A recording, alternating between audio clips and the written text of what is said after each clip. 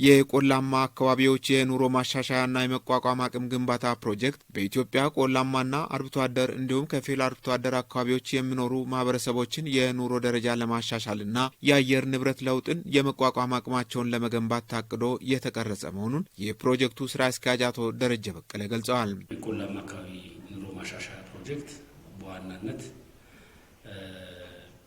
አርብቶ አደሩና ከፊል አርብቶ አደሩ አካባቢ የሚታዩ መሰረታዊ የሆኑ ችግሮችን በተለይም ከምርትና ምርታማነት አኳያ፣ ሁለተኛ እንደገና ከገንዘብ ከኢኮኖሚ አንጻር ያሉ በርካታ ችግሮች እንዳሉ ይታወቃል።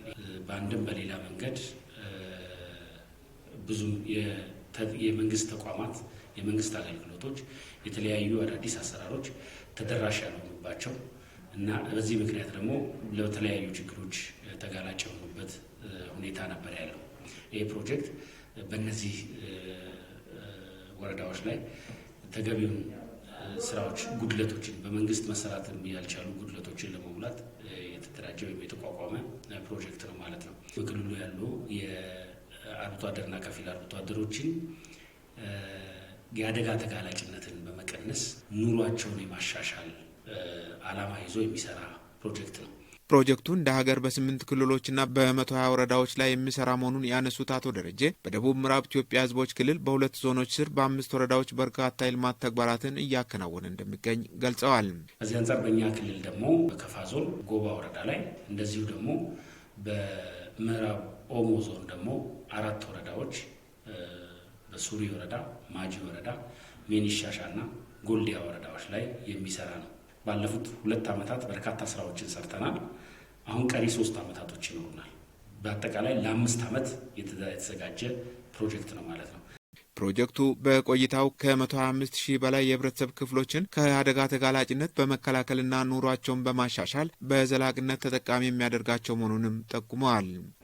ይህ ፕሮጀክት በ5 ዓመቱ ሲጠቃለል ፕሮጀክቱ ማብቂያ ላይ በአጠቃላይ 125 ሺህ የሚጠጉ የአርብቶ አደርና ከፊል አርብቶ አደርን በቀጥታም በተዘዋዋሪም ተጠቃሚ እናደርጋለን ብለን እናስባለን ማለት ነው። ይህንን 125 ሺህ ማህበረሰብ እንጠቅማለን ስንል ዘላቂ የሆነ ልማትን ዘላቂ የሆነ ለውጥን ሊያመጣ በሚችል መንገድ ተጠቃሚ የምናደርግበት ሁኔታ እንዳለ ለማንሳት ነው። በቆላማ አካባቢዎች የሚገኙ አርብቶ አደሮችና ከፊል አርብቶ አደሮች ላይ ከሚከሰቱ ችግሮች ማህበራዊና ኢኮኖሚያዊ መሰረተ ልማቶች አለመስፋፋት መሆኑን ገልጸው ለእነዚህ ክፍተቶች መፍትሄ የሆኑ መሰረታዊ ፍላጎቶችን በጥናት በመለየት እየተሰራ ነው ብለዋል። ስለዚህ ከዚህ አንጻር ምንድን ነው የምንሰራው? አንዱ በማህበራዊ ዘርፍም በኢኮኖሚያዊ ዘርፍም የተለያዩ መሰረተ ልማቶችን እንሰራለን። አንዱ መንገድ ነው። ባለፉት 2 ዓመታት ብቻ ወደ 80 ኪሎ ሜትር በላይ መንገድ እየሰራን ያለንበት ሁኔታ አለ። መንገዱ በማያገናኛቸው ቦታዎች ላይ እነዚህን ድልድዮች እየሰራን እያገናኘን ያለንበት ሁኔታ ነው ያለው። ትልቁ ችግር ባሉት አካባቢ የውሃ ችግር ነው። የውሃ መሰረተ ልማቶችን ጥልቅ ጉድጓዶችን አስቆፍረናል። ከእንስሳው ጋር ተያይዞ የሚመጡ በሽታዎችን ለመከላከል በሚያስችል መንገድ የእንስሳት ጤና ኬላዎችን ከነሙሉ ቁሳቁሳቸው እየገነባን እያቀረብን እየሰጠን ያለንበትና ህብረተሰቡም በዚህ ተጠቃሚ እየሆነ ያለበት ሁኔታ ነው ያለው። ፕሮጀክቱ ከዓለም ባንክ በተገኘ ብድርና ከዓለም አቀፍ የግብርና ልማት ፈንድ የሚደገፍ መሆኑን የገለጹት አቶ ደረጀ በ2018 በጀት ዓመት ብቻ ከ620 ሚሊዮን ብር በላይ ተመድቦ ለታለመለት ዓላማ እንዲውል እየተደረገ መሆኑን ጠቁመዋል። ከዓለም ባንክ በምናገኘው ብድር የምንንቀሳቀስ ሲሆን ከኢፋድ በኩል ደግሞ የተወሰነ በድጋፍ የሚገኝ ገንዘብ የሚንቀሳቀስ ነው ማለት ነው። እንደ ክልል በዘንድሮ ዓመት ብቻ 623 ሚሊዮን ብር ተመድቦ ስንሰራ የነበረበት ሁኔታ ነው ያለው።